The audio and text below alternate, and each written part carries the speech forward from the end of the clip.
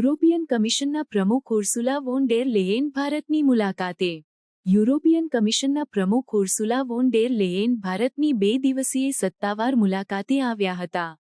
આ મુલાકાત દરમિયાન તેમણે પ્રધાનમંત્રી નરેન્દ્ર મોદી સાથે દ્વિપક્ષીય ચર્ચાઓ કરી હતી, જેમાં ભારત યુરોપિયન યુનિયન વચ્ચેના વ્યાપાર, ટેકનોલોજી અને જળવાયુ પરિવર્તન જેવા મુદ્દાઓ પર ધ્યાન કેન્દ્રિત કરવામાં આવ્યું હતું. આ મુલાકાત દરમિયાન બંને નેતાઓએ Bharat European Union trade and technology કાઉન્સિલની સ્થાપનાની જાહેરાત કરી, જે વ્યાપાર અને ટેકનોલોજી સહકારને મજબૂત બનાવશે. ઉર્સુલા વોન ડેર લેયેનની આ મુલાકાત દરમિયાન તેમણે દિલ્હીમાં આયોજિત રાયસીના ડાયલોગ 2022માં મુખ્ય અતિથિ તરીકે ભાગ લીધો હતો.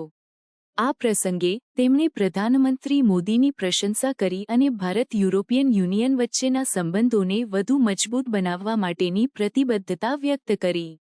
આ મુલાકાત દરમિયાન બંને નેતાઓએ વૈશ્વિક અને પ્રાદેશિક મુદ્દાઓ પર પણ ચર્ચા કરી, જેમાં યુક્રેન પર રશિયાના હુમલા અને તેની વૈશ્વિક અસરનો સમાવેશ થાય છે.